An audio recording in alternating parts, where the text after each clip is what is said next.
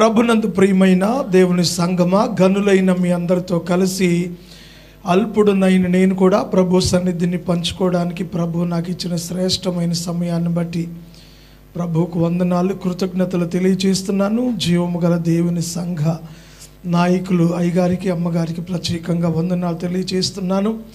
ఇంతవరకు మరి ఈ శ్రేష్టమైన ఆరాధన నడిపించినటువంటి దైవజనులు విజయబాబు అయ్యగారికి ప్రత్యేకంగా వందనాలు. చక్కని పాటలు పాడిన వారికి, సంగీత బృందానికి, ప్రార్థించిన వారికి అందరికీ ప్రత్యేకంగా వందనాలు తెలియజేస్తున్నాను. విశేషంగా ఈ కృతజ్ఞత కూడిక ఏర్పాటు చేసుకున్నటువంటి సహోదరి కుటుంబానికి కూడా ప్రత్యేకంగా వందనాలు తెలియజేస్తున్నాను. పరిశుద్ధ గ్రంథంలో నుండి ఈ కూడిక నిమిత్తమై కీర్తనల గ్రంథం 107వ కీర్తన 8వ వచనం చూడండి. ఆయన కృపను బట్టి నరులకు ఆయన చేయు ఆశ్చర్య కార్యములను బట్టి వారు యెహోవాకు కృతజ్ఞతాస్తుతులు చెల్లించుదురుగాక. చిన్న ప్రార్థన. సర్వకృపానిధి, సర్వశక్తిమంతుడా, ఘనుడా, గొప్ప దేవ, నీ ఘననామాన్ని బట్టి మీకు వందనాలు, స్తోత్రాలు చెల్లిస్తున్నాము. ఈ జీవము గల దేవుని సంఘ పరిచర్యలు మీరు దీవిస్తూ, సంఘ బిడ్డల జీవితాల్లో మీరు చేస్తూ వస్తున్న కార్యక్రమాలకై, నువ్వు చేసిన మేలులకై, అద్భుతాలకై మీకు కృతజ్ఞతలు చెల్లిస్తున్నాం. ప్రభువా, నీ కుమార్తె సాక్ష్యం ఇచ్చినట్లుగా తన జీవితంలో ఎన్నో మరి సమస్యలు, కుటుంబ విషయంలో, ఆర్థికంగా, తన భర్త ఉద్యోగ విషయంలో, కొడుకు చదువు విషయంలో, తన అనారోగ్య విషయంలో దైవజనురాలతో పంచుకున్నప్పుడు దైవజనురాలు ప్రార్థన చేయగా నువ్వు గొప్ప కార్యం చేసావని, అందుకు కృతజ్ఞతగా నీ సన్నిధిలో ఈ కూడిక ఏర్పరిచినట్లుగా సాక్ష్యం చెప్పారు నాయన. ఇంకనూ నీ గొప్ప కార్యాలు నీ కుమార్తె కుటుంబంలో జరిగించండి, ప్రతి అవసరత తీర్చండి. సంఘములో ఉన్న ప్రతి కుటుంబములో నీ కార్యాలు జరిగించండి. నూతన ఆత్మలను సంఘంలోనికి నడిపించండి. అల్పుడను, కొద్దివాడను, నిష్ప్రయోజకుడను నన్ను మరుగుపరిచి మీరు మాట్లాడి మహిమ పొందమని యేసు నామంలో ప్రార్థిస్తున్నాము తండ్రి, ఆమేన్. మంచిది ప్రియులారు, మనం చదువుకున్నటువంటి వాక్య భాగము కీర్తనల గ్రంథం 107వ కీర్తన 8వ వచనం. మీరు జాగ్రత్తగా వాక్యాన్ని గమనిస్తే, ఒకవేళ ఇంతకు ముందు కనుక మీరు ఈ 107వ కీర్తన చదివినట్లయితే ఇదే వచనం యాజ్ ఇట్ ఈజ్గా 3 పర్యాయాలు ఉంటుంది. మీరు కావాలంటే చూడండి. 8వ వచనంలో ఉంది, మళ్ళీ ఇంచుమించు 20-21 వచనంలో మళ్ళీ అదే మాట ఉంటుంది. ఎన్నో వచనం? 8 తర్వాత 21 తర్వాత మళ్ళీ 31 కూడా అదేనా? రైట్. 3 పర్యాయాలు ఇదే వచనం ఈ 107వ కీర్తనలో వ్రాయబడింది. ఎందుకు వ్రాయబడింది అనేది ఇంకెప్పుడైనా చెప్తాను. ఆ వచనంలో ఉన్న ప్రాముఖ్యమైన సంగతి, ఆయన కృపను బట్టి నరులకు ఆయన చేయు ఆశ్చర్య కార్యములను బట్టి వారు యెహోవాకు కృతజ్ఞత స్తుతి చెల్లిస్తారు. కీర్తనాకారుడు అంటాడు, ఒక వ్యక్తి దేవునికి కృతజ్ఞత చెల్లించాలి అంటే ఊరికే చెల్లించం. దేవుడు ఏదైనా ఒక మేలు, చెప్పండి, నువ్వైనా నేనైనా ఎవరైనా సరే, ఇప్పుడు ఆ సిస్టర్ కూటం పెట్టుకున్నారు, ఇప్పుడు నువ్వు కూటం పెట్టాలి అంటే నీకు కూడా దేవుడు ఏదో ఒక కార్యం చేస్తేనే కదా. ఒకవేళ నేను ఏమ్మా నువ్వు కూటం పెట్టుకోలేదు ఈ సంవత్సరం అని, ఏం చేశాడు నా బతుకులో దేవుడు, ఎందుకు పెట్టుకోమంటా కూటమని నువ్వు నన్ను అడుగుతావు. సో అదే దేవుడు చేశాడు అనుకో, నేను నీకు చెప్పక్కర్లా, అయ్యా నేను కూడా మరి బేస్మెంట్లో కూటం పెట్టుకుంటాను అయ్యా, కృతజ్ఞత కూటం, అందరికీ భోజనాలు, చికెన్ బిర్యానీ, చివరిలో అరటిపళ్ళు, కూల్ డ్రింక్స్ అన్నీ పెట్టుకుందాం అనుకుంటున్నా, నువ్వే చెప్తావు. ఎప్పుడు దేవుడు ఏదో ఒక కార్యం, అదే కీర్తనకారుడు చెప్తున్నాడు. ఆయన కృపను బట్టి నరులకు ఆయన చేయు కార్యములను బట్టి వారు దేవునికి కృతజ్ఞత చెల్లిస్తారు. సో మనము కూడా కృతజ్ఞత కూటం పెట్టుకోవాలి అంటే మన జీవితాల్లో కూడా దేవుడు ఏదో ఒక కార్యం అనేది చెయ్యాలి. ఇది తేలిపోయింది. ఓకే, దేవుడు చేస్తాడా చేయడా? చేస్తాడా చేయడా అంటే కీర్తనలో చక్కగా మనం చదువుకున్నాం కదా, యెహోవా అందరికీ ఉపకారి, కొందరికి చేస్తాడు కొందరికి చెయ్యడు అంటే అది నీకు బైబిల్ పూర్తిగా అర్థం కాలేదనే చెప్పుకోవాలి. దేవుడు అందరికీ మేలు చేస్తాడు, ప్రతి ఒక్కరికి మేలు చేస్తాడు. ఆయన ఎవరిని విడిచిపెట్టేవాడు కాడు.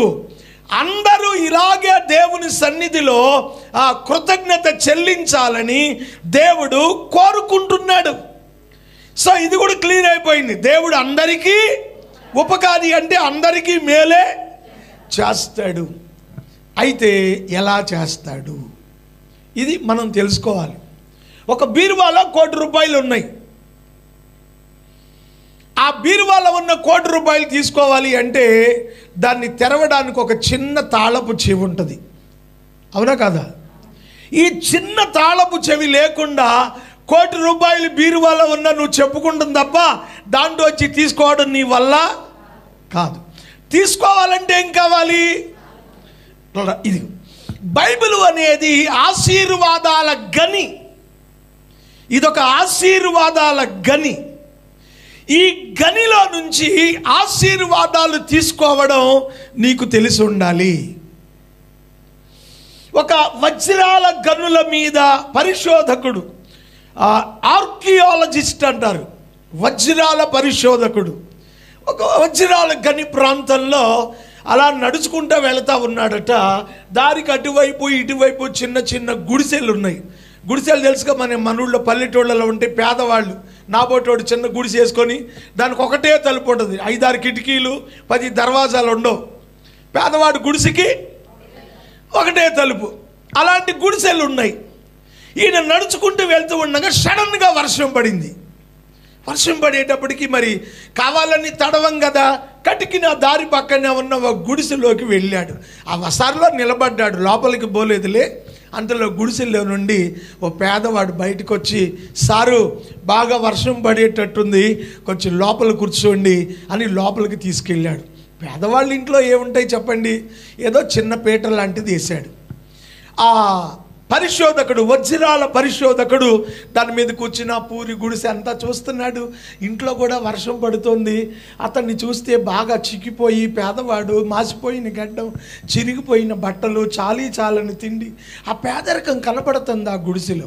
అలా చూస్తూ చూస్తూ ఉండగా అతని దృష్టి ఆ తలుపు మీద పడింది. ఒకే తలుపు. ఆ తలుపు పడిపోకుండా ఒక రాయి అడ్డు పెట్టుంది. ఇంగ్లీష్లో దాన్ని డోర్ స్టాపర్ అంటారు. డోర్ స్టాపర్ అంటే కొన్ని పేదవాళ్ళ ఇళ్లలో తలుపులు తీస్తే ఉండవు, మళ్ళీ అంటే గుమ్మం వరిగిపోయో తలుపు సరిలేకో తీస్తే మళ్ళీ ఈ పడిపోతున్నప్పుడు మనం ఏం చేస్తాం, కుంకుడుకాయలు కొట్టుకునే రాళ్ళలో ఏ ఇటుకి రాయో తెచ్చి దానికి అడ్డం పెట్టుకుంటాం. మీరు చూసారు అలాంటి ఇల్లు? లేకపోతే మా ఇంటికి రండి చూపిస్తా, ఇబ్బంది లేదు. ప్రియమైన దేవుని బిడ్డలారా, అలాంటి ఒక రాయి తలుపు పడిపోకుండా ఆ పెట్టుంది. దాని మీద పడింది ఆయన దృష్టి. కాస్త వంగి ఒక చిన్న రాయి ఇంకొకటి అడ్డం పెట్టి ఆ రాయి తీసి చూశాడు. చూసి అతనితో మాట్లాడుతున్నాడు. బాబు, నువ్వు ఎంతకాలంగా ఈ గనుల్లో కూలి చేస్తున్నావంటే చాలా కాలంగా ఇక్కడే కూలి చేసుకుంటున్నాను సారు అన్నాడు. అవునా, ఇంటి మీద తాటాకులు కూడా సరిగా లేవు, చాలని కూలయ్యా, మా పేదాళ్ళ బతుకులు ఇంతే సారు అన్నాడు. సర్లే, ఈ రాయి ఎక్కడిది నీకు అన్నాడు. నేను గనుల్లో కూలి పని చేస్తాను సారు, ఈ తలుపు మాటికి పడిపోతుంది, బాగు చేయించుకునే స్తోమత నాకు లేదు, వస్తూ ఈ రాయి ఏదో కొంచెం తలుపుకు అడ్డం పెట్టుకుందామని తెచ్చుకున్నాను అన్నాడు. ఇదేమిటో నీకు తెలుసా అంటే, నాకేం తెలుసారు, తలుపు పడిపోకుండా నాకు ఉపయోగపడుతుంది అన్నాడు. అప్పుడు ఆ పరిశోధకుడు అన్నాడు, ఇదొక వజ్రపు రాయి, దీని ఖరీదు సుమారు ₹1,00,00,000 ఉంటుంది. చెప్పండి ఎంత? ₹1,00,00,000 విలువైన వజ్రపు రాయి ఆ పేదవాడి ఇంట్లోనే ఉంది. కానీ దేని కొరకు వాడాడు దాన్ని? ఒక డోర్ స్టాపర్గా, తలుపు పడిపోకుండా అడ్డం పెట్టుకున్నాడే తప్ప దాని విలువ తనకి తెలిస్తే ఆ పూరి గుడిసిపోయి ఒక అపార్ట్మెంట్ కొనుక్కునేవాడు. స్తోత్రం చెప్పండి, హల్లెలూయా. ఎందుకు ఈ మాట చెప్పానంటే, బైబిల్ అనేది ఒక ఆశీర్వాదాల గని. దీని విలువ నీకు తెలియకపోతే, ఇందులో దేవుడు నీ కొరకు ఏది రాయించాడో అది నీకు తెలియకపోతే, వ్రాయించబడినది నీకు బోధించినప్పుడు అది పాటించడం తెలియకపోతే, ₹1,00,00,000 వజ్రం ఆ తలుపుకు అడ్డం పెట్టుకున్నట్టే ఈ బైబిల్ని మనం కేవలం అడ్డం పెట్టుకోవడానికి తప్ప మనకెందుకు? చెప్పండి. చాలామంది బైబిల్ని చక్కగా తల కింద పెట్టుకుంటారు. ఏమ్మా పీడకలలు వస్తున్నాయి అయ్యగారు, బైబిల్ తల కింద పెట్టుకుంటే? చెప్పండి. అంటే బైబిల్ నీకు పీడకలలు రాకుండా తల కింద పెట్టుకోవడానికి కాదు.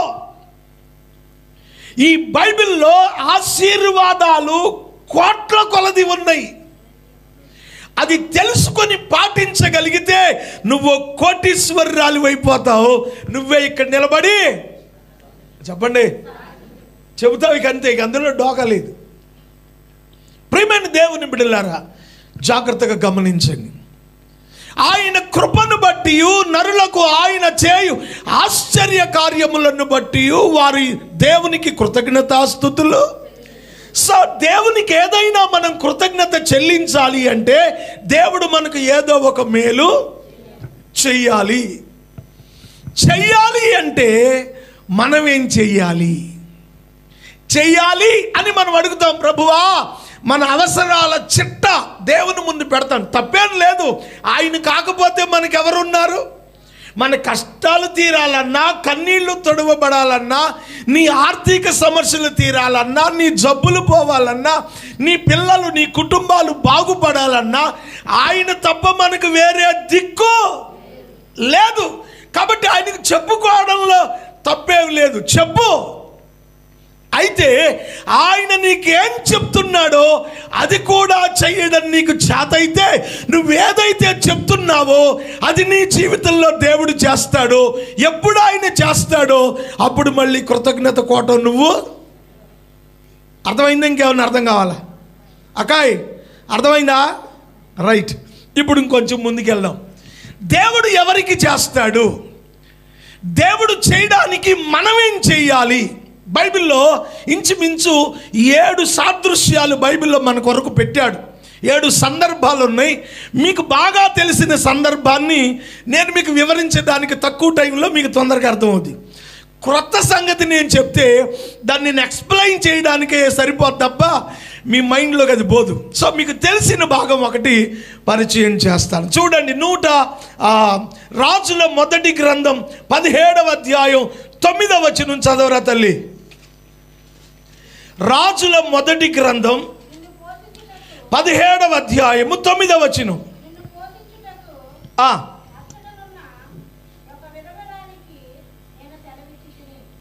నిన్ను పోషించుటకు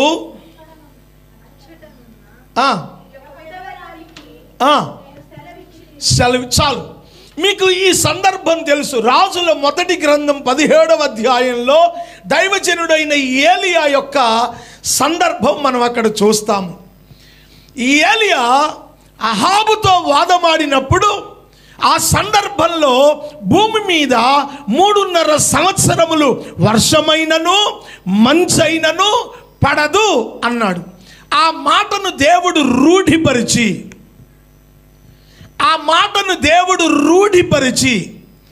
3.5 సంవత్సరాలు వర్షమైనను మంచైన పడదు. వర్షం పడితే మాగాని పండుద్ది, మంచు పడితే మెట్ట పండుద్ది.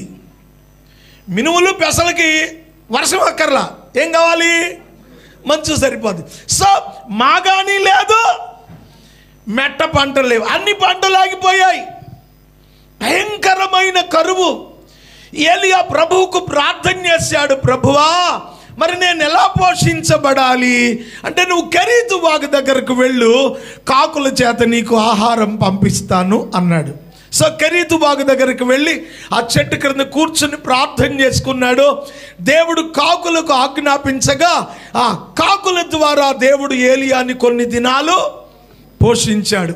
సో ఇప్పుడు కాకుల డ్యూటీ, కాకులు చేస్తున్నా వర్షాలు లేవు కనుక వాగు ఎండిపోయింది. ఇప్పుడు వాటర్ లేకుండా మనం బ్రతకలేంగా.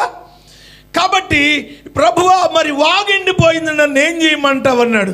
నువ్వు సారేపతు వెళ్ళు, అక్కడ ఒక స్త్రీని నేను నీ కొరకు సిద్ధపరిచాను. ఇది చాలా పర్యాలు ఈ సందర్భం మీరు చదివి వినే ఉన్నారు కనుక త్వరగా అర్థమవుతుంది. దేవుడు ఏలియాతో చెప్పిన మాట ఏంటంటే, నిన్ను పోషించడానికి ఒక విధవరాలితో నేను మాట్లాడాను. అంటే ఆల్రెడీ ఏలియా సారేపతు రాక మునిపే దేవుడు సారేపతులో ఉన్న విధవరాలితో, మీకు అర్థమైందా? నేను చెప్పట్లా, బైబిల్లో ఉందే చెప్తున్నా. ప్రభు చెప్పాడు ఏలియాతో, నువ్వు టెన్షన్ పడమాక, నీ సమస్య ఎంత గొప్పదైనా తీర్చడానికి నేనున్నా.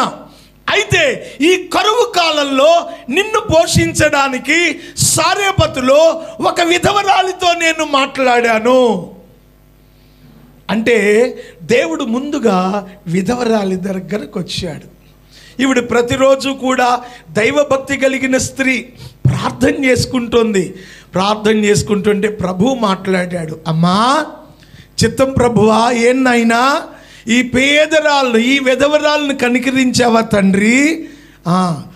ఏం చెప్పదలుచుకున్నావో చెప్పు నాయనా అని. నేను ఒక దైవజనుడిని పంపిస్తాను, ఆయన చెప్పినట్లు నువ్వు చెయ్యి అన్నాడు. చెప్పండి, ఏం చెప్పాడు దేవుడు ఈవిడితో? ఏం చెప్పాడంటే, ఇదిగో నీ దగ్గరకు ఒక దైవజనుడిని పంపిస్తాను, ఆయన చెప్పినట్లుగా నువ్వు చెయ్యి. ఆ విధంగా కరువు కాలమంతా కూడా నేను నిన్ను పోషిస్తాను, నువ్వేం దిగులు చెందమాక, నీకు నీ కొడుక్కి ఏమీ తక్కువ కాదు. ఆమె అసలే విధవరాలు, భర్త లేడు, పేదరాలు, ఒక కొడుకును పెట్టుకొని బ్రతుకుతా ఉంది. ప్రియమైన దేవుని బిడ్డలారా, మీరు జాగ్రత్తగా గమనించండి.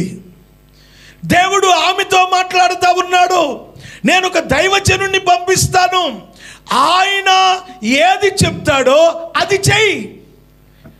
ప్రభు అక్కడి నుంచి ఏలియా దగ్గరకు వచ్చాడు. ఏలియా, నిన్ను పోషించడానికి నేను ఒక విధవరాలితో చెప్పానులే, నువ్వు వెళ్ళు. ఎందుకు ప్రభువా, ఇక్కడ వాగెండిపోయింది, సారేపత్ అంటున్నావు, అది కూడా కరువు ప్రాంతమే కదా. ఆ కరువు ప్రాంతంలో వాళ్ళకే లేక చస్తుంటే నన్నెవడు పోషిస్తాడు అనుకొని ఉండొచ్చు. ఎందుకంటే మనుషులం కదా, మనం ఎంత బైబిల్ చదివినా, ఎంత ప్రార్థన చేసినా కొన్ని పరిస్థితులు మన విశ్వాసాన్ని సన్నగిల్లేటట్లుగా చేస్తాయి. నువ్వు నేను అందరం ఒకటే, ఇందులో ఎక్కువ తక్కువేం లేదు. సమస్య అనేది మన విశ్వాసాన్ని బలహీనపరుస్తుంది. సమస్య అనేది మనల్ని ప్రార్థన చెయ్యకుండా ఆటంకపరుస్తుంది. సమస్య అనేది మనం ఎంత బలమైన విశ్వాసంలో ఉన్నా ఎంతో కొంత మనలను అణిచివేయడం అనేది మనం చూస్తాము. సో ఏలియా కూడా అనుకుని ఉండొచ్చు, ఆ కరువు ప్రాంతంలో, ఆ సారేపతులో నన్ను ఎలా పోషిస్తావు ప్రభువా అని అనుకున్నాడేమో. ముందే చెప్పాడు ప్రభు, నేను ఒక ఆమెతో చెప్పాలి, నువ్వు పో చాలు, ఈ కరువు కాలం అంతా నువ్వు హ్యాపీగా అక్కడ బతికేసేయి అని పంపించాడు. దైవజనుడు దేవుని మాట చేత పట్టుకొని ప్రయాణం సాగించాడు. మన జీవితాల్లో దేవుని కార్యాలు జరగాలి అంటే ప్రియమైన దేవుని బిడ్డలారా, వాక్యాన్ని ఎప్పుడూ కూడా మనం పట్టుకొని ఉండాలి. వాక్యం ఎప్పుడూ కూడా మన అంతరంగంలో ఉండాలి. వాక్యాన్ని ఎప్పుడూ కూడా మనం నెమరు వేసుకుంటా ఉండాలి. వాక్యమే చీకటి త్రోవలలో మనలను వెలుగు చూపి నడిపించే ఒక దిక్సూచి. దేవుని వాక్కు ఎంతగా నువ్వు పట్టుకుంటావో అంత విశ్వాసంతో ముందుకు సాగడానికి వీలవుతుంది. సందర్భం వచ్చింది కనుక ఓ సంఘటన గుర్తు చేస్తాను. ప్రతి సంవత్సరం నేను చెప్పాను కదా, మనకు ట్రైబల్ మినిస్ట్రీ ఉంది. ఓ సంవత్సరం మేము ఒరిస్సాలోని వనకడెల్లి అనే ప్రాంతానికి వెళ్ళాం. అక్కడ బోడోస్ అనబడినటువంటి ట్రైబ్స్ ఉంటారు. వాళ్ళకి ఒంటి మీద బట్టలు ఉండవు, పూసల దండలు వేసుకొని బ్రతుకుతారు. మీరు కావాలంటే యూట్యూబ్లో కూడా వాళ్ళని చూడొచ్చు. స్త్రీలు ఒక జానెడు బట్ట అడ్డం పెట్టుకుంటారు, పురుషులు ఒక గోచి పెట్టుకుంటారు. అంతకుమించి బట్టలుండో, పూసల దండలు వేసుకుంటారు, అడవిలోనే బ్రతుకుతారు, విప్పసారా తాగుతూ ఉంటారు. ఈ వనగడెల్లి అనే ప్రాంతంలో సంత జరిగితే విప్పసారా తెచ్చి అమ్ముకోవడానికి కొంతమంది ట్రైబల్స్ వస్తారు. సో మేము వాళ్ళకు బట్టలు అవి పంచిపెట్టడానికి, కాస్త ఆహారం అది పంచిపెట్టడానికి, వాళ్ళకి సువార్త చెప్పడానికి అనే ఉద్దేశంతో ఒక టీమ్గా వెళ్ళాం. మా ప్రయాణంలో నా దగ్గర ఉన్నటువంటి డబ్బులు మిస్ అయ్యాయి. పోయాయా, తీశారా, ఏం జరిగిందో నాకైతే తెలియదు. మేము అక్కడికి వెళ్ళేటప్పటికి నా దగ్గర ఉన్న డబ్బులన్నీ పోయాయి. ఇప్పుడు తిరిగి మళ్ళీ మేము ఒకళ్ళిద్దరం కాదు, మినిమం ఒక 27 మంది సేవకులు వెళ్ళాం. 27 మంది మళ్ళీ మేము తిరిగి రావడానికి మినిమం 1000 రూపాయలే కావాలి, 100 చాలవు. నా దగ్గర డబ్బులు లేవు. ఈ సంగతి నేను ఎవరితోనూ చెప్పలేదు. సువార్త ప్రకటించాము, బట్టలు పంచిపెట్టాము, వాళ్ళకి సువార్త ప్రకటించాము, వాళ్ళ ప్రాంతానికి వెళ్ళొచ్చాము. మా పరిచర్య అయిపోయింది, బ్యాక్ అవ్వాలి ఇక మేము. ఆ రోజు రాత్రి పాస్టర్ అవినాష్ అని అక్కడ ఉండేవాడు, వాళ్ళ మేనల్లుడు ఉన్నాడు అక్కడ, వాళ్ళ అబ్బాయి ఉన్నాడు. సో వాళ్ళ చర్చిలోనే ఉన్నాము వనకఢిల్లీలో. ఆ రాత్రి అయిపోయింది, ప్రార్థన చేసుకున్నాము, ఉదయాన్నే బయలుదేరాం. మాకు వాళ్ళే కాస్త పులిహారో ఏదో చేసి పెట్టారు, తిన్నాము. ఇక బయలుదేరాలి. వనకఢిల్లీ నుండి విశాఖపట్నానికి బస్సు ఉంటుంది, సుమారు ఒక 150 కిలోమీటర్లు, 160 ఉంటుందేమో, నాకు అంత గుర్తులేదు. సో ఇప్పుడు మా టికెట్లకే కావాలి 1000 రూపాయలు. నా జేబులో డబ్బులు లేవు. నేను సేవకులు ఎవరితో చెప్పలేదు, కనీసం మీ దగ్గర ఏమైనా ఉన్నాయా అని అడగడానికి నాకు మనస్సు లేదు. ఎందుకు లేదు అంటే, ట్రైబల్ మినిస్ట్రీకి వస్తా ఎవరు తెచ్చుకుంటారు డబ్బులు? ఏదన్నా సిటీకి అయితే ఏవో ఒకటి కొనుక్కు తెచ్చుకున్నామని డబ్బులు తెచ్చుకుంటారు. పోయేది అడవిలోకి డబ్బులు ఎవడు తెస్తాడు? 100-200 ఇచ్చినా అవసరం తీరేది కాదు. సో నా హృదయంలో ఒక ఆలోచన అయితే ఉంది, ఏంటంటే ప్రభువు నన్ను ఎక్కడికి ఊరికే తీసుకెళ్ళడు. ఆయన పని ఏదైనా ఉంటేనే తీసుకువెళ్తాడు. ప్రభువా, నీ పని ఉంటేనే తీసుకొచ్చావు, నీ పని మేము చేశాము, ఇప్పుడు మా అవసరం నువ్వు తీర్చగల సమర్థుడవు. స్తోత్రం చెప్పండి. ఇదే మాట నేను అనేక సంఘాలలో, కొన్ని వందల సంఘాలలో, కొన్ని లక్షల మంది ప్రజలకు విశ్వాసాన్ని నూరిపోసే బాధ చేసిన వాడిని. మరి ఇప్పుడు నా విశ్వాసానికే ఓ పరీక్ష వచ్చింది, నేనేం చెయ్యాలి? సో నా మనసులో నువ్వు ఎవరో ఒకరిని అడుక్కో, లేకపోతే ఆ పాస్టర్ గారు నన్ను అడుగు, వచ్చాక పంపిస్తానని చెప్పు, లేకపోతే వీళ్ళందరినీ ఎలా తీసుకెళ్తావు, నీకు డబ్బులు ఎక్కడై అని ఒకవైపు నుంచి అంతర్మతనం మొదలవుతుంది. మరొక వైపున నా విశ్వాసం నన్ను బలపరుస్తుంది. దేవుడు ఏదో చెయ్యాలనుకుంటున్నాడు, ఆయన మీద ఆధారపడు, ఆయన మాట విను. అనేకులకు బల్లగుద్ది చెప్పడం కాదు, నీ విశ్వాసం ఏంటో ఇక్కడ రుజువుపరచబడాలి కదా. ఒకవైపు నుంచి దేవుని ఆత్మ నన్ను బలపరుస్తూ ఉంది. ఈ మధ్యలో నలిగిపోతా ఉన్నాను. బస్సు రాని వచ్చింది, అందరూ తల బ్యాగ్ పట్టుకుని వెళ్తున్నారు. నేను కూడా కామ్గా ప్రార్థన చేశాము, వెళ్తున్నాము. అందరు ముందు వెళ్తున్నారు, నేను వెనక నడుస్తున్నాను. నాతో పాటు ఆ పాస్టర్ గారు వాళ్ళ అబ్బాయి ఉన్నాడు.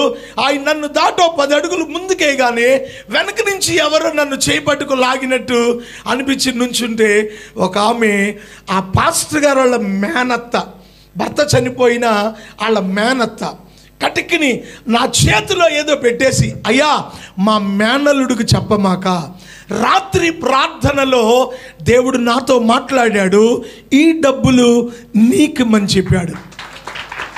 మా మేనల్లుడి దగ్గర నేను బతుకుతున్నా, ఇది నా పెన్షన్, విధవరాళ్ళకి ఇచ్చే పెన్షన్ ఎప్పటి నుంచో దాచుకుందట. 500 నోట్లు దారపుండలాగా చుట్టేసి ఉంది, ఎప్పుడు ఆవిడ బొడ్లోనే ఉంటాయట. రాత్రి కూటంలో నేను వాక్యం చెప్పినప్పుడు దేవుడు ఆమెతో మాట్లాడాడట, నువ్వు దాచుకున్న డబ్బులు నా దైవజనునికి ఇచ్చేయి. ఇంత డబ్బు నీకు ఇచ్చినట్టు మా మేనల్లుని తెలిస్తే నన్ను బతకనివ్వడు, ఈ డబ్బులు సేవ కొరకు వాడమని దేవుడు నీకు ఇమ్మని చెప్పాడు. నేను అలాగే పట్టుకున్నాను. ఆ 2 మాటలు చెప్పి వెనక్కి వెళ్ళిపోయింది. నేను ముందుకెళ్ళి బస్సు ఎక్కాను. టికెట్లు తీయడానికి అన్నప్పుడు నా చేతిలో ఉన్న డబ్బులు చూస్తే ఇంచుమించుగా 30,000 రూపాయలు. ఒక భయంకరమైన అడవిలో వాళ్ళ దగ్గరే తినడానికి డబ్బులు దొరకని ప్రాంతంలో అన్ని వేల రూపాయలను దేవుడు ఇచ్చాడు అంటే ఆయన ఎంత గొప్ప దేవుడు ముందు మనం తెలుసుకోవాలి. స్తోత్రం చెప్పండి. ప్రియమైన దేవుని బిడ్డలారా, మన విశ్వాసానికి పరీక్ష దేవుడు కొన్ని పర్యాయాలు మనల్ని పరిశోధిస్తూ ఉంటాడు. సో ఏలియాతో దేవుడు చెప్పాడు, నువ్వేం టెన్షన్ పడమాక, అక్కడ నీ కొరకు ఒక విధవరాలను అట్టి పెట్టాడు, నువ్వు బో అన్నాడు. నీకే అవసరం ఉందో దాన్ని ముందుగానే దేవుడు నీ కొరకు సిద్ధం చేస్తాడు. ఎంత గొప్ప సంగతి అక్కడ దాచబడి ఉంది. ఏలియా అవసరతను ఎరిగిన దేవుడు ముందుగానే ఒకరిని సిద్ధం చేశాడు. ఏలియా కొరకు కాదు, ఈ రాత్రి నీ కొరకు కూడా నీ అవసరాన్ని తీర్చడానికి తగిన సహాయాన్ని దేవుడు సిద్ధపరిచాడు. ఇది నీకు కనబడకపోవచ్చు, కానీ అది నువ్వు పొందాలి అంటే ఆయన కృపకు పాత్రుడుగా, ఆయన కృపకు పాత్రురాలుగా నువ్వు ఎంచబడాలి. ఆయన కృపను బట్టి ఆయన కార్యాలు చేస్తాడు. హల్లెలూయా. ప్రియమైన దేవుని బిడ్డలారా, ఏలియా సారెపతు ఊరిలోకి ప్రవేశించాడు. ఈవిడ పొలలేరుకుంటా ఉంది. అమ్మా, త్రాగడానికి కాస్త మంచి నీళ్ళు ఇవ్వు అన్నాడు. తెద్దాం కదా, నీళ్లే కదా అని పోతుంది. ఆ చేత్తోనే ఒక చిన్న అప్పముక్క కూడా తీసుకురా అన్నాడు. భలేవాడివయ్యా, ఏదో నీళ్ళు అయితే పోయగలం, కానీ అప్పం పెట్టే రోజులు కాదు ఇవి. ఏ రోజులు? కరువు రోజుల్లో ఉన్నాం. మా తొట్టిలో కొంచెం పిండే ఉంది, బుడ్డిలో కొంచెం నూనె ఉంది, అది కూడా నేను నా కొడుకు మా ఇద్దరికి సరిపడా ఈ రోజుతో పిండి అయిపోద్ది. ఇక రేపటి నుంచి మాకే తినటానికి లేదు, నీకెక్కడి నుంచి తెచ్చిస్తాము అనలేదు. చూస్తారా? 15వ వచనం చూడండి. ఇప్పుడు 15వ వచనం, ఇశ్రాయేలీల దేవుడైన యెహోవా సెలవిచ్చి ఉన్నాడనెను. ఏలియా చెప్పిన అది అండర్లైన్ చేసుకో, పెన్ను ఉంటే నీ దగ్గర. ఏలియా చెప్పిన మాట చొప్పున ఈమె ఏమాత్రం కూడా అవిశ్వాసంతో లేదు. ఎందుకో తెలుసా? ఆల్రెడీ దేవుడు ఈవిడితో చెప్పాడు, ఇదిగో నా సేవకుడు వస్తాడు, ఆయన చెప్పింది నువ్వు చెయ్యి. దైవజనుడు అన్నాడు, నువ్వు పోయి ఆ ఉన్న పిండిని ఒక 3 అప్పాలుగా వేసేయి. మొదటి అప్పం నా దగ్గరకు తీసుకురా, మిగతా 2 మీ ఇద్దరు తినండి. కరువు అయ్యేదాకా తొట్టిలో పిండి కానీ బుడ్డిలో నూనె కానీ అయిపోదు. ఇది నేను చెప్పిన మాట కాదు, యెహోవా దేవుడు చెప్పాడు. పోయి ఆ పని చేయి అన్నాడు. ఇక ఏదైతే ఏలియా చెప్పాడో ఆయన చెప్పింది చెప్పినట్టుగా చేసిందా చేయలేదా? ఈ డిఫరెన్స్ మనకు అర్థం కావాలి. మన జీవితాల్లో దేవుని కార్యాలు అనేవి జరగకపోవడానికి ఏదైనా కారణం ఉంది అంటే దేవుడు గొప్పోడని తెలుసు. ప్రసంగం చేసే పాస్టర్ గారు వాక్యానుసారంగా చెప్తున్నాడని చెప్పండి తెలుసు, అన్నీ తెలుసు. కానీ దైవజనుడు చెప్పింది చెప్పినట్లు చేయడం మాత్రం ఎందుకు రాట్లా? చెప్పండి, లేకపోతే మళ్ళీ చెప్పిస్తా. మనకు చేతగాంది అది అంటే దేవుడు అద్భుతాలు చేయలేనోడు కాదు, దేవుడు ఆశ్చర్య కార్యాలు చేయలేనోడేం కాదు. ఆయన నోటి మాట సెలవిస్తే ఎర్ర సముద్రమే 2 పాయలైపోయినప్పుడు నీ చిన్న చిన్న సమస్యలు దేవుడు తీర్చడా? తీరుస్తాడు. ఆయన తీర్చగలవాడన్న సంగతి కూడా మనకు తెలుసు. తెలియంది ఏంటి అంటే ఏది దేవుడు చేయమన్నాడో అది చేయడం మాత్రం ఇంకెలా వస్తుంది? ఆయన కృప ఎలా దొరుకుతుంది నీకు? ఆయన కార్యాలు ఎలా జరుగుతాయి నీ ఇంట్లో? నువ్వు ఎలా పెట్టుకుంటావు కృతజ్ఞత కూడిక? నీ జీవితంలో దేవునికి కృతజ్ఞత చెల్లించాలంటే నీ ఇంట్లో కార్యం జరగాలి. నీ ఇంట్లో కార్యం జరగాలంటే దేవుడు ఏది చెప్పాడో చెప్పింది చెప్పినట్లుగా, చెప్పండి, చెప్పింది చెప్పినట్లుగా చేసింది ఈవిడ. ఆ ఉన్న పిండినే 3 అప్పాలేసింది. ఆ మొదటి అప్పం తెచ్చి దైవజనుడు చెప్పినట్లుగా ఆయన ఎదుట పెట్టేసింది. ఒకవేళ మనసులో ఏమన్నా ముందు పెద్దట్లు వేసుకుంటారు. ఇప్పుడు పిండి వేసి అట్లు వేసే వాళ్ళు ఏం చేస్తారంటే ముందు పెద్దట్టు మందంగా వేస్తారు. ఎందుకంటే పిండి దబరా నిండా ఉంటుందిగా, ఎప్పుడైతే వచ్చిందో అని 4-5 గంటలు వేస్తారు. చివరికి వచ్చేటప్పటికి ఇక మనవాళ్ళ కోసం మనవరాళ్ళ కోసం బొమ్మట్లు వేసి చిన్న చిన్నట్లు వేస్తారు. సో మొదటి అప్పమేమో ఏలియాకి ఇచ్చింది, మిగతా 2 కొడుకు ఒకటి తనొకటి పెట్టి తినేసింది.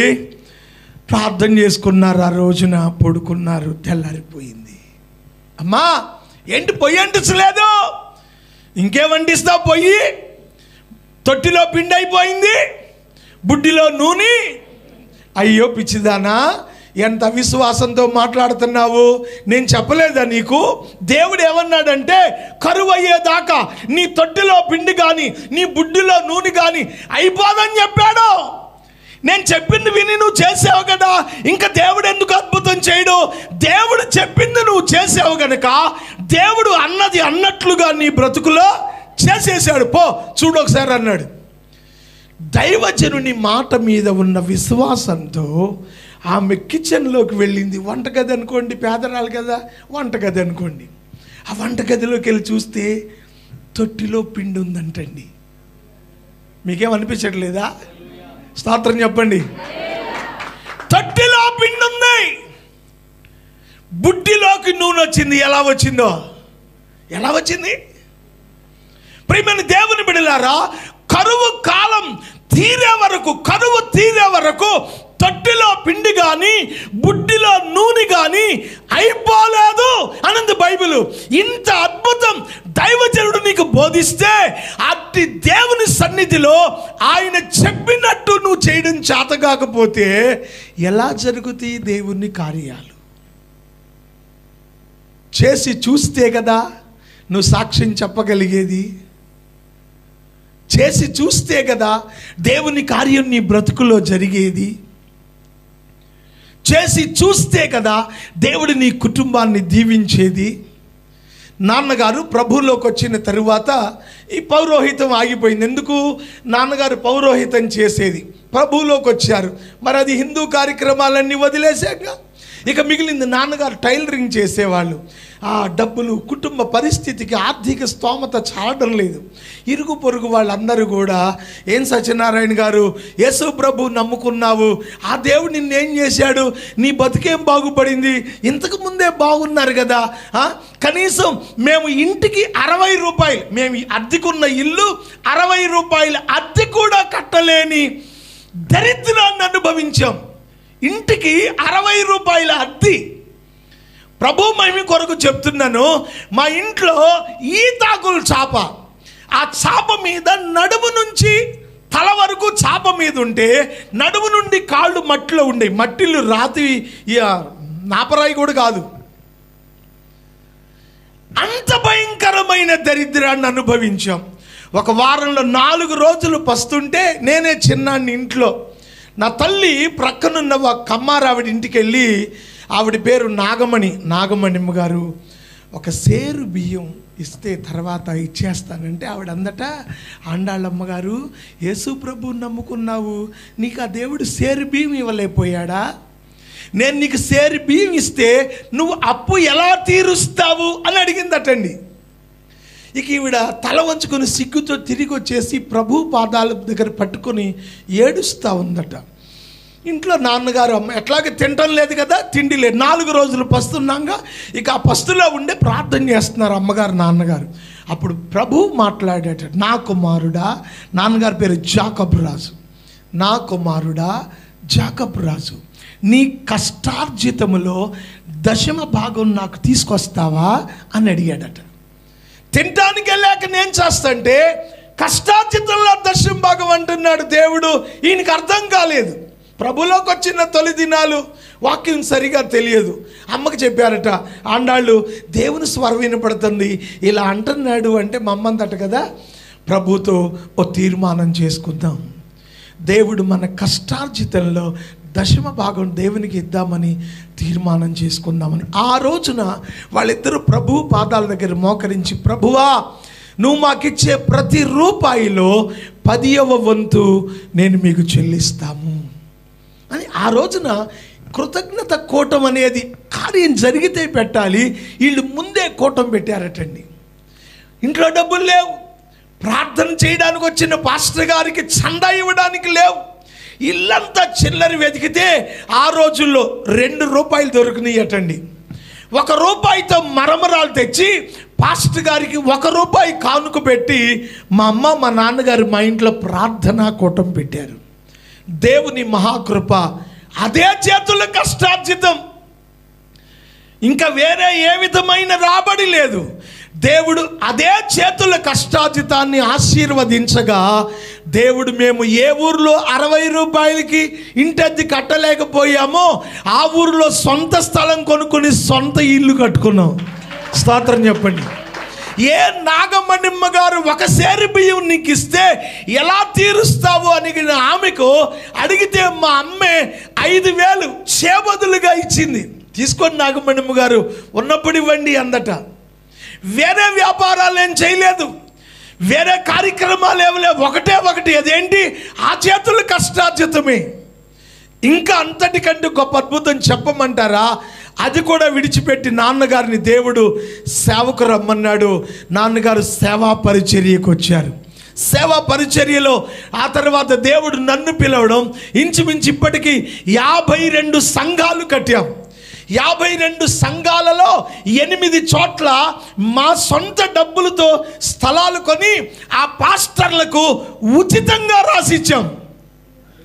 వాళ్ళ పేరు మీద ఉచితంగా రాసిచ్చాం. మీ దగ్గరికి వచ్చిన జాన్ చక్రవర్తి పాస్టర్ గారికి కూడా నేను సేవ చేసిన స్థలం 15 సెంట్లు స్థలం, చర్చి, ఇల్లు, సంఘం అన్నీ ఉచితంగా రాసి ఇచ్చేసాం. ఎందుకో తెలుసా? ఆయన మనకుండగా ఇక మనకి ఏ లోటు. దేవుని వాక్యం చెప్తుంది, సింహపు పిల్లలైనా ఆకలి గని లేమి కలిగి ఆకలి కొంటాయేమో కానీ ఆయన పిల్లలకు ఏ కొదువా ఉండదు. నీ జీవితంలో దేవుడు అద్భుతం చెయ్యాలి అంటే వాక్యం ఏం చెప్తుందో అది చెయ్యి. నేను చెప్పింది నువ్వు చేయమాక. దేవుని వాక్యం ఏం చెప్పిందో చూడు. ఆమె దైవజనుడు ఏదైతే చెప్పాడో చెప్పింది చెప్పినట్లుగా చేయగా కరువు కాలం అంతా మామూలుగా అయితే పిండి మినుములు నానబెట్టాలి, బియ్యం నానబెట్టాలి, రుబ్బాలి, తెల్లారేదాకా పులి పెట్టాలి. బియ్యం ఇసిరే పని లేదు, మినపప్పు నానబెట్టే పని లేదు, కొట్టుకెళ్ళి నూనె కొనుక్కొచ్చే పని లేదు. తొట్టులో పిండి వస్తుంది, బుడ్లో నూనె వస్తుంది. కరువు వెళ్ళేదాకా తింటానే ఉన్నారు. ఇంకా చెప్పమంటారా? వాళ్ళిద్దరే ఇంట్లో, వీళ్ళిద్దరు కాదు. ఇప్పుడు ఏలియా విధవరాలి కుమారుడు, వీళ్ళ ముగ్గురు కాకుండా ఈవిడ బంధువులు కూడా వచ్చారంట. మీరు చదువుకున్న తర్వాత తన ఇంటి వారందరూ తిన్నారు. దేవుని వాక్యాన్ని నువ్వు పాటిస్తే, దేవునికి ఇవ్వవలసింది నువ్వు ఇస్తే, దేవుని చిత్తాన్ని నెరవేరిస్తే నువ్వు దీవించబడి నువ్వు సమృద్ధిగా తినడం కాదు, నీ సొమ్ము తినడానికి నీ వాళ్ళు 10 మంది వచ్చేటట్టు చేస్తాడు. తలలు వంచి కళ్ళు మూసుకోండి, ప్రార్థన చేద్దాం. టైం అయిపోయింది. ఒక్క క్షణం హృదయపూర్వకంగా కళ్ళు మూసుకొని ప్రార్థన చేయండి. ఏమోలేండి, ఆ సారీపతి విధవరాల్ని మేము చూసామా, నువ్వు చూసావా అని నువ్వు అనొచ్చు. నువ్వు చూడలా, నేను చూడలా. చూస్తానంటావా?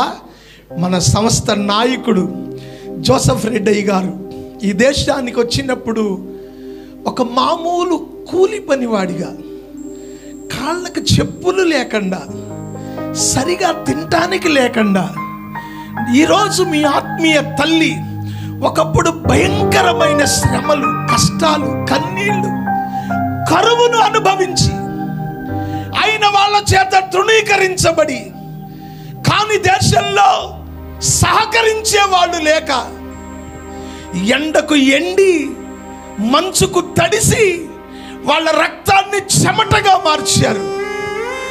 దేవుడు వాళ్ళతో ఏదైతే చెప్పాడో, దేవుడు వాళ్ళని ఏం చెయ్యమని చెప్పాడో, ఏ విధంగా చేయమని చెప్పాడో, కేవలము దేవుని మాటను జరిగించుటను బట్టి కొన్ని వేల ఆత్మలకు ఆత్మీయ తల్లిదండ్రులయ్యారు. కొన్ని వందల మందికి బ్రతకడానికి బ్రతుకు తెరువయ్యారు. ఈనాడు సంఘ కాపరులై కువైట్ దేశంలో ఉన్నతమైన స్థానంలో నిలబడ్డారు. ఇంతకంటే నీకే సాక్ష్యం కావాలో చెప్పు. ఇంతకంటే నీకే సాక్ష్యం కావాలి? ఆలోచన చెయ్యి. దైవజనుడు చెప్పినట్లు ఆ విధవరాలు చేసింది.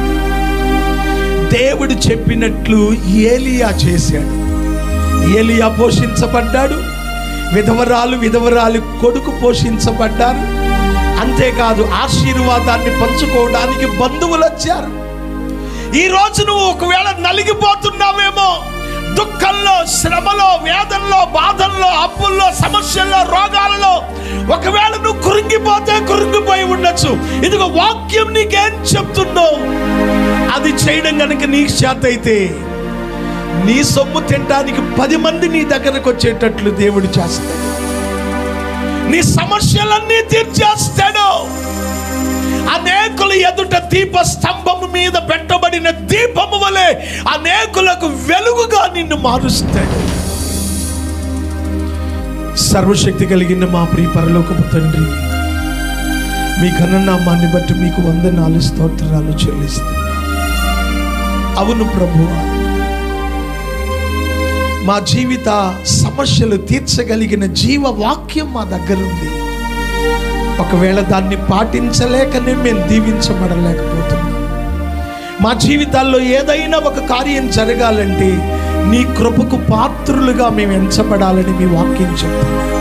ఆయన కృపను బట్టి, నరులకు ఆయన చేయు ఆశ్చర్య కార్యాలను బట్టి కదా నరులు నీకు కృతజ్ఞత చెల్లిస్తారు. ఈరోజు నీ కుమార్తె సాక్ష్యం చెప్పింది. ఇదిగో నా సంఘములో ఉన్న ప్రతి ఒక్కరూ అలాగున నీ కార్యాలు చూచేవారుగా ఉండాలి.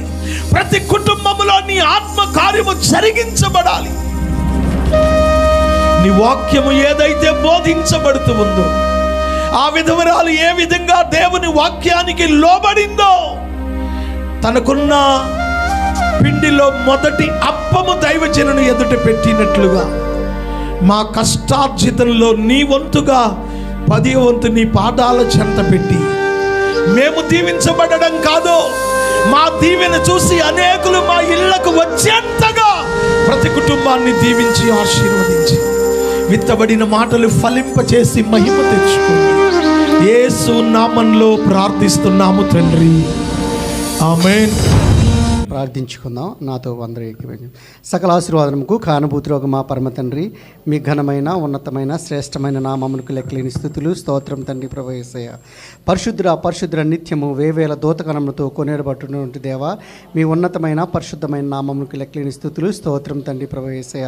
ఇదిగో తండ్రి ప్రభువా యేసయ్య, ఈ యొక్క సాయంకాల సమయంలో తండ్రి ప్రభా సహోదరి గారు ఏర్పాటు చేసినటువంటి కృతజ్ఞత కూడికను బట్టి మీకు లెక్కలేని స్థుతులు, స్తోత్రం తండ్రి ప్రభా.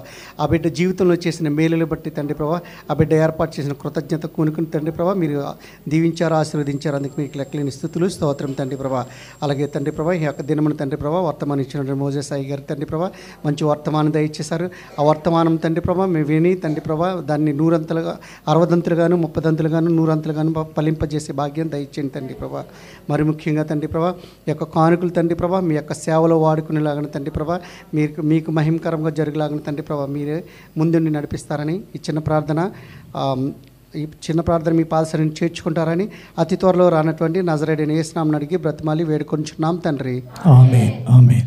ఈ శ్రేష్టమైన సమయంలో ఈ దినం మీరు జరిగించిన ఈ కృతజ్ఞత కూడికను బట్టి మీకు ప్రత్యేకంగా వందనాలు తెలియజేస్తున్నాను నాయనా. విశేషంగా అయ్యగారిని, అమ్మగారిని కృపచేతి నింపండి. నీ బిడ్డల కన్నీరు, చేసిన సేవ, పడిన ప్రయాస వ్యర్థము కాక నీ పరిచర్యలో అనేక మందిని, వందలాది మందిని నీ పాదాల చెంతకు నడిపించావు నాయన. అందులో భాగంగా నాయన సంఘం కొరకు ప్రార్థిస్తున్నాను. ప్రతి కుటుంబాన్ని పేరు పేరున దీవించండి.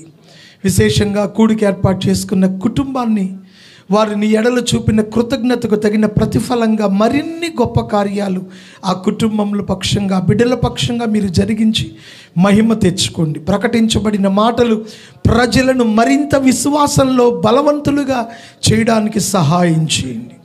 విశేషంగా నాయన, మరి కూడిక ముగించుకుని బిడ్డలు తిరిగి వెళుతుండగా ప్రతి ఒక్కరికి నీ కృప ఉంచండి. వారి యొక్క ప్రయాణాల్లో మీ సన్నిధి తోడుగా ఉంచమని ప్రార్థిస్తున్నాం. మంగాఫ్లో జరిగిన అగ్ని ప్రమాదంలో గాయపడిన వారిని స్వస్థపరచండి. మరణించిన వారి కుటుంబాలను ఆదరించండి, ధైర్యపరచమని ప్రార్థిస్తున్నాం. ఆ ప్రాంతంలో ఉన్న క్రైస్తవ జనాంగాన్ని కూడా మీరు ధైర్యపరచమని ప్రార్థిస్తున్నాం. మా సంఘ బిడ్డలు ఏ ఏ ప్రాంతాల్లో ఉన్నారో ప్రతి కుటుంబాన్ని మీరు కాచి కాపాడి సంరక్షించి నీ కృపలో దీవించమని ప్రార్థన చేస్తున్నాను.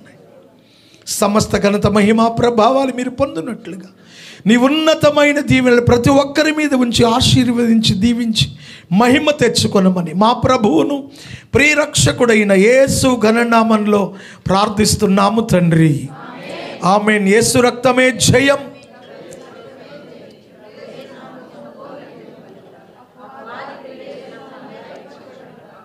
ఆమేన్, ఆమేన్, ఆమేన్.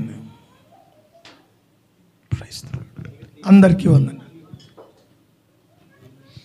తండ్రి, కుమార, పరిశుద్ధాత్మ త్రియేక దేవుని దీవెన, సన్నిధి, సమాధానం కూడిన మనకును భూపైన సకల పరిశుద్ధులకును విశేషంగా కూడిక ఏర్పరచుకున్న కుటుంబమునకును తోడై సహాయము చేయును గాక. ఆమేన్, ఆమేన్. Praise the Lord. అందరికీ వందనాలు. మా మంచి కాపరి, మా మంచి బోధకుడా, మా మధ్యలో సంచరిస్తున్న నా యేసయ్య, నీకు వందనాలు, నీకు స్తుతులు స్తోత్రములనైనా. నీ ప్రియబిడ్డ ప్రసాద్ మార్త కుటుంబంలో చేసిన కార్యములు బట్టి నా తండ్రి ఇంత కృతజ్ఞత పెట్టుకోవడానికి ప్రభా నువ్వు చూపించిన కృపకై నీకు వందనాలు, నీకు స్తుతులు స్తోత్రములనైనా. తన భర్త జీవితంలో, తన జీవితంలో, తన బిడ్డల జీవితంలో చేసిన కార్యమును బట్టి నీకు వందనాలు, నీకు స్తుతులు స్తోత్రాలు చెల్లిస్తున్నాం. బిడ్డ ఇండియా దేశం బయలుదేరి వెళ్ళాలని కూడా ప్రయాణం కావాల్సిన సమస్తాన్ని కూడా నువ్వు సమకూర్చి నీ కృపతో నింపి నీ కార్యంలో జరిగిస్తున్నందుకు ఎన్ని దినములైతే ఇండియా దేశంలో ఉంటుంది అన్ని దినములు కూడా నా తండ్రి ఏ పని భారం మీద నీ బిడ్డ వెళ్తా ఆ పని భారాలన్నీ కూడా చక్కబెట్టుకుని మా మధ్యలోకి వచ్చి జీవం గల సంఘంలో గొప్ప సాక్షిగా నీ బిడ్డలు నింపుకోబోతున్నా దేవా. నీకు వందనాలు, నీకు స్తుతులు స్తోత్రం. ఇచ్చిన తల్లిని అన్నను కూడా జ్ఞాపకం ఎక్కడున్నా తన కుటుంబానికి చేరే పర్యంతం కూడా నువ్వు జ్ఞాపకం చేసుకున్నందుకు వందనములు, స్తుతులు స్తోత్రాలు చెల్లించుకుంటూ ఈ చిన్ని ప్రార్థన పాదశానికి చేర్చుకోమని యేసు పరిశుద్ధ నామమును బట్టి వేడుకుంటున్నాను తండ్రి. ఆమేన్, ఆమేన్.